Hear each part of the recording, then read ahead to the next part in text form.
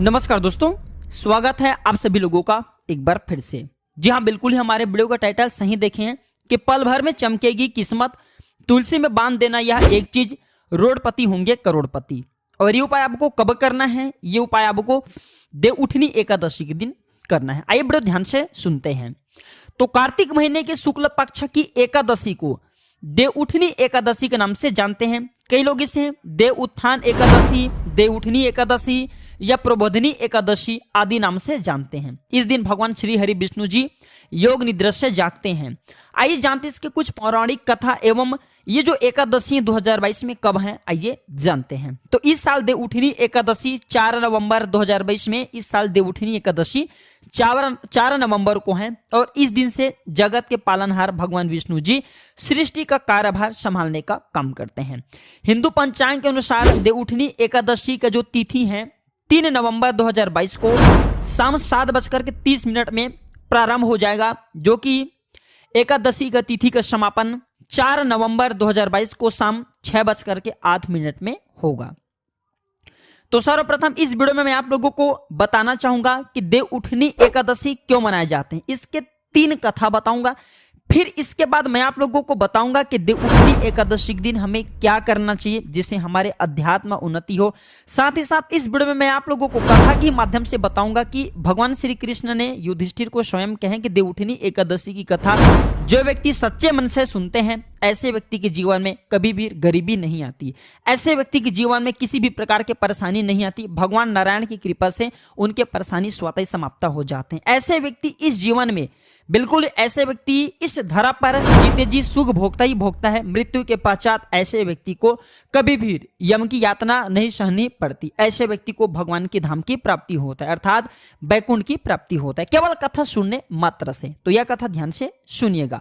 और हाँ, वीडियो में आगे बढ़ने से पहले, जानकारी बताने से पहले सभी दर्शकों को कहना चाहूंगा, अगर आज की वीडियो आप पूरे तरीके से देख लेते हैं, मिस नहीं करते, तो आपको धनवान बनने से दुनिया की कोई भी शक्ति नहीं रोक पाएंगे। कमेंट बॉक्स में अभी तक ओम नमो भगवते वासुदेवाय नहीं लिखे तो लिख दीजिए। आइए जानते हैं सर्वप्रथम पहले कथा को। तो एक राजा के राज्य में सभी लोग एकादशी का व्रत रखते थे। प्रजा तथा नौकर चाकर से लेकर के पशु तक एकादशी के दिन अन्न नहीं खाया करते थे। और एक दिन किसी दूसरे राज्य का एक व्यक्ति राजा के पास आकर बोला कि महाराज, कृपा करके मुझे नौकरी पर रख लीजिए। तब राजा ने उसके सामने एक शर्त रखी कि ठीक है, मैं आपको नौकरी पे रख लूंगा, किंतु रोज तो तुम्हें खाने को सब कुछ मिलेगा, पर एकादशी को अन्न नहीं मिलेगा। उस व्यक्ति ने उस समय हाँ कर दी, परंतु एकादशी के दिन जब उसे फलाहार का सामना दिया, अर्थात फलाहार का सामान दिया, तो वह राजा के सामने जाकर गिड़गिड़ाने लगे कि महाराज, इसमें मेरा पेट नहीं भरेगा, मैं भूखा ही मर जाऊंगा, मुझे अन्न दे दो। राजा ने उसे शर्त की बात याद दिलाई, पर वह अन्न छोड़ने को राजी नहीं हुआ। तब राजा ने उसे आटा, दाल, चावल आदि दिए। वह नित्य की तरह नदी पर पहुंचा और स्नान कर भोजन पकाने लगा। तब भोजन बन गया तो वह भगवान को बुलाने लगा कि आओ भगवान, भोजन तैयार है। उसके बुलाने पर पीताम्बर धारण किए भगवान चतुर्भुज रूप में आ पहुंचे तथा प्रेम से उसके साथ भोजन करने लगे। भोजन आदि करके भगवान अंतर्ध्यान हो गए। तब वह अपने काम पर फिर से चला गया। 15 दिन बाद अगली एकादशी को वह राजा से कहने लगा कि महाराज, मुझे 2 गुना सामान दीजिए। उस दिन तो मैं भूखा ही रह गया। राजा ने कारण पूछा तो उसने बताया कि हमारे साथ भगवान भी खाते हैं, इसलिए हम दोनों के लिए यह सामान पूरा नहीं होता। यह सुनकर राजा को बहुत बड़ा आश्चर्य हुआ। वह बोला, मैं नहीं मान सकता कि भगवान तुम्हारे साथ खाता है। मैं तो इतने व्रत रखता हूँ, पूजा करता हूँ, पर भगवान ने मुझे कभी दर्शन नहीं दिए। राजा की बात सुनकर वह बोला कि महाराज, यदि विश्वास ना हो तो मेरे साथ आप चल करके देख लीजिए। राजा पेड़ के पीछे छिप करके बैठ गया। उस व्यक्ति ने भोजन बनाया तथा भगवान को शाम तक पुकारता रहा, परंतु भगवान ना आए। अंत में उसने कहा कि हे भगवान, यदि आप नहीं आए तो मैं नदी में कूद करके प्राण त्याग दूंगा। लेकिन भगवान नहीं आए। तब वह प्राण त्यागने के उद्देश्य से नदी की तरफ बढ़ा। प्राण त्यागने का उस समय इतना ज्यादा उनके शरीर में इरादा बढ़ गया, दृढ़ संकल्प बढ़ गया कि भगवान को उनके सामने में आकर के प्रकट होना पड़ा और उनके साथ में बैठ करके भोजन करना पड़ा। भगवान उनके साथ भोजन खा पी करके अपने विमान में उसे बैठा करके अपने धाम को ले गए। ये जितने भी क्रिया हैं, ये जितने भी वहां पे दृश्य हो रहे थे, ये सारे दृश्य राजा पेड़ के नीचे में छिप करके देख रहे थे। बिल्कुल ही राजा सोच रहे थे कि व्रत उपवास से तब तक कोई फायदा नहीं होता जब तक मन शुद्ध ना हो। इससे राजा को ज्ञान मिला, वह भी मन से व्रत उपवास करने लगा और अंत में स्वर्ग की प्राप्ति हुआ। ये थे देवउठनी एकादशी की प्रथम कथा। चले दूसरे कथा की ओर बढ़ते हैं। अगर आप यह तीनों कथा ध्यान से सुनेंगे तो मैं यकीनन दिलाता हूं आपको जीवन में धन की कभी भी कमी नहीं पड़ेगी। इससे माँ लक्ष्मी की प्रसन्नता प्राप्त होती है, माँ लक्ष्मी की कृपा प्राप्त होती है। आइए दूसरे कथा की ओर बढ़ते हैं। अभी तक कमेंट बॉक्स में ओम नमो भगवते वासुदेवाय नहीं लिखे हैं तो फिर से गुजारिश करना चाहूंगा, लिख दीजिए। एक राजा था और उसके राज्य में प्रजा सुखी थी। एकादशी को कोई भी अन्न नहीं बेचता था, सभी फलाहार करते थे। एक बार भगवान ने राजा की परीक्षा लेनी चाहिए। भगवान ने एक सुंदरी का रूप धारण किया तथा सड़क पर बैठ गए। तभी राजा उधर से निकला और सुंदरी को देख चकित रह गया। उससे पूछा कि हे सुंदरी, तुम कौन हो और इस तरह यहाँ क्यों बैठी हो? तब सुंदरी अर्थात जो सुंदर स्त्री है, भगवान के जो वेश में बने हुए, वह बोले कि मैं निराश्रित हूँ, नगर में कोई मेरे जान पहचान का नहीं है, किससे सहायता मांगू? राजा उसके रूप पर मोहित हो गया था। वह बोला, तुम मेरे महल चलकर मेरी रानी बनकर रहो। सुंदरी बोला, मैं तुम्हारे बात मानूंगी, पर तुम्हें राज्य का अधिकार मुझे सौंपना होगा। राजा पर मेरा पूर्ण अधिकार होगा, मैं जो भी बनाऊंगी तुम्हें खाना होगा। राजा उसके रूप पर मोहित था, अतः उसकी सभी शर्तें को स्वीकार कर ली। अगले दिन एकादशी थी। रानी ने हुक्म दिया कि बाजारों में अन्य दिनों की तरह बेचा जाए। जी हाँ, बाजारों में अन्य दिनों की तरह अन्न बेचा जाए। उसके घर में मांस मछली आदि पकवाएं तथा परोसा। राजा को खाने के लिए कहा तो यह देखकर राजा बोली कि रानी, आज एकादशी है, मैं तो केवल फलाहार ही करूंगा। तब रानी ने शर्त तक याद दिलाई और बोली, या तो खाना खाओ, नहीं तो मैं बड़े राजकुमार का सिर काट लूंगी। राजा ने अपनी स्थिति बड़ी रानी से कही तो बड़ी रानी बोली, महाराज धर्म न छोड़े, बड़े राजकुमार का सिर दे दो, पुत्र तो फिर मिल जाएंगे लेकिन धर्म नहीं मिलेगा। ध्यान से सुनिएगा। इसी दौरान बड़ा राजकुमार खेलकर आ गया। माँ की आंखों में आंसू देखकर वह रोने का कारण पूछने लगा तो माँ ने उसकी सारी वस्तु स्थिति बता दी, अर्थात जितने भी वहां पे समस्या गुजरे थे, जितने भी वहां पे दृश्य हुए थे, सबको बता दिए। तब वह बोला, राजकुमार कि मैं सिर देने के लिए तैयार हूं, पिताजी के धर्म की रक्षा होगी, जरूर होगी। राजा दुखी मन से राजकुमार का सिर देने को तैयार हुआ तो रानी के रूप से भगवान विष्णु प्रकट होकर के असली बात बताई कि राजन, तुम इस कठिन परीक्षा में पास हुए। भगवान ने प्रसन्न मन से राजा से वर मांगने को कहा तो राजा बोला कि आपका दिया हुआ सब कुछ है, भगवान हमारा उद्धार करे। उसी समय वहां से एक विमान उतरा। राजा ने अपना राज्य पुत्र, ध्यान से सुनना, राजा ने अपना राज्य पुत्र को सौंप दिया और विमान में बैठ करके भगवान के परम धाम चले गए। ऐसा भी कहा जाता, इस कथा को कोई भी व्यक्ति अगर सच्चे मन से सुनते हैं तो ऐसे व्यक्ति को यम की यातना नहीं सहनी पड़ती। आइए अब तीसरे कथा की ओर चलते हैं जो कि तुलसी विवाह से जुड़े हुए हैं। तो शिव महापुराण के अनुसार पौराणिक समय में दैत्यों का राजा दंभ हुआ करता था। वह बहुत बड़ा विष्णु भक्त था। कई सालों तक उसके यहाँ संतान नहीं होने के कारण उसने शुक्राचार्य को अपना गुरु बना करके उनसे श्री कृष्ण मंत्र प्राप्त किया। यह मंत्र प्राप्त करके उसने पुष्कर सरोवर में घोर तपस्या की। भगवान विष्णु उसकी तपस्या से प्रसन्न हुए और उसे संतान प्राप्ति का वरदान दे दिया। भगवान विष्णु के वरदान से राजा दंभ के यहाँ एक पुत्र जन्म लिया। इस पुत्र का नाम शंखचूर्ण रखा गया। जी हाँ, इस पुत्र का नाम शंखचूर्ण रखा गया। बड़ा होकर के शंखचूर्ण ने ब्रह्मा जी की घोर तपस्या करने लगा, पुष्कर में घोर तपस्या करने लगा। उसकी तपस्या से प्रसन्न होकर के ब्रह्मा जी ने उससे वर मांगने को कहा। तब शंखचूर्ण ने वरदान मांगा कि वह हमेशा अजर अमर रहे, वह कोई भी देवता उसे नहीं मार पाए। ब्रह्मा जी ने उसे यह वरदान दे दिया और कहा कि वह बद्री वन जाकर के धर्मध्वज की पुत्री तुलसी को जो तपस्या करी उसके साथ विवाह कर ले। कथा ध्यान से सुनना। इस कथा के श्रवण मात्र से व्यक्ति की अकाल मृत्यु टल जाती है। इस कथा के श्रवण मात्र से व्यक्ति के बुरे समय टल जाते हैं। शंखचूर्ण ने ब्रह्मा जी के आदेश का पालन किया और वैसे ही तुलसी के साथ वो जाकर के विवाह किया और सुखपूर्वक रहने लगे। उसने अपने बल से देवताओं, असुर, दानव, राक्षसों, गंधर्व, नागों, किन्नर, मनुष्य तथा त्रिलोक के सभी प्राणियों पर विजय प्राप्त कर ली। वह भगवान श्री कृष्ण का परम भक्त था। शंखचूर्ण के अत्याचारों से सभी देवता परेशान होकर के ब्रह्मा जी के पास गए और ब्रह्मा जी ने उन्हें भगवान विष्णु के पास ले गए। भगवान विष्णु ने कहा कि शंखचूर्ण की मृत्यु भगवान शिव के त्रिशूल से ही होगी, अतः आप उनके पास जाएं।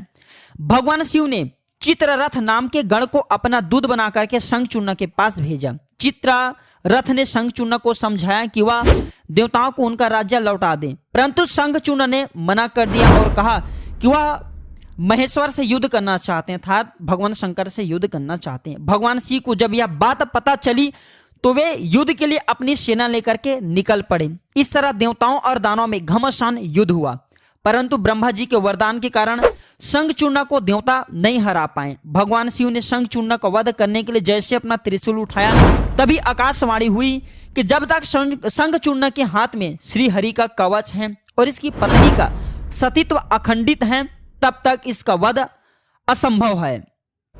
आकाशवाणी सुनकर भगवान विष्णु वृद्ध ब्राह्मण का रूप धारण कर शंखचूर्ण के पास गए और उसे श्री हरि कवच दान में मांग लिया। शंखचूर्ण ने वह कवच बिना किसी संकोच के दान कर दिया। इसके बाद भगवान विष्णु शंखचूर्ण का रूप बना करके तुलसी के पास गए। शंखचूर्ण रूपी भगवान विष्णु ने तुलसी के महल के द्वार पर जाकर अपनी विजय होने की सूचना दी। यह सूचना तुलसी को बहुत प्रसन्न हुई। यह सूचना पाकर के और पति रूप में आए भगवान विष्णु जी की पूजन किया और उनके साथ रमण भी किया। ऐसा करते तुलसी का सतीत्व खंडित हो गया, क्योंकि रमण करना एक प्रकार के पर पुरुष के साथ अपराध होता है, तो उनके सतीत्व खंडित हो गया और भगवान शिव ने युद्ध में अपने त्रिशूल से शंखचूर्ण का वध कर दिया।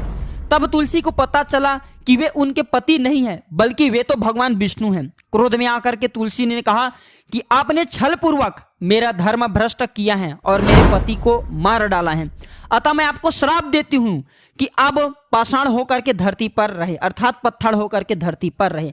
तब भगवान विष्णु ने कहा कि देवी, तुम मेरे लिए भारतवर्ष में रहकर बहुत दिनों तक तपस्या कर चुकी हो। तुम्हारा यह शरीर नदी रूप में बदल करके खंड की नदी के रूप में प्रसिद्ध होगा। तुम पुष्पों में श्रेष्ठ तुलसी का वृक्ष बन जाओगी और सदा मेरे साथ रहोगी। तुम्हारे श्राप को सत्य करने के लिए मैं पाषाण अर्थात शालिग्राम बन करके रहूंगा और खंडकी नदी के तट पर मेरा वास होगा। देव प्रबोधिनी एकादशी के दिन भगवान शालिग्राम व तुलसी का विवाह संपन्न कर मंगल कार्य प्रारंभ किया जाता है। हिंदू धर्म मान्यता के अनुसार इस दिन तुलसी जी तथा भगवान शालिग्राम का विवाह करने से अपार पुण्य की प्राप्ति होता है। यह भी कहा जाता है, ध्यान से सुनना, यह भी कहा जाता है अगर देवउठनी एकादशी के दिन भगवान विष्णु को एक तुलसी के पत्ते चढ़ाया जाए तो 10,000 गोदान के बराबर पुण्य का फल प्राप्त होता है। इसलिए इस दिन भगवान विष्णु को जितना ज्यादा हो सके तुलसी का पत्ता जरूर अर्पित करना चाहिए, दल जरूर अर्पित करना चाहिए। आइए जानते हैं कि देवउठनी एकादशी की व्रत कैसे रखना चाहिए और किस प्रकार से पूर्ण होने में हमें कौन कौन सी सावधानी रखना चाहिए और देवउठनी एकादशी के दिन ऐसे कौन से उपाय करना चाहिए जिससे व्यक्ति की अध्यात्म उन्नति हो। इधर की जानकारी बहुत ही सुंदर है, वीडियो को मिस मत करना, क्योंकि अधूरे ज्ञान हमेशा खतरनाक साबित होते हैं। आपने 13 मिनट का बहुमूल्य समय दिए हैं, कम से कम 5 मिनट का अपना बहुमूल्य समय और दीजिए। तो देवउठनी एकादशी के दिन व्रत करने वाले महिलाओं को प्रातः काल में स्नान आदि से निवृत्त होकर के आंगन में चौक बनाना चाहिए।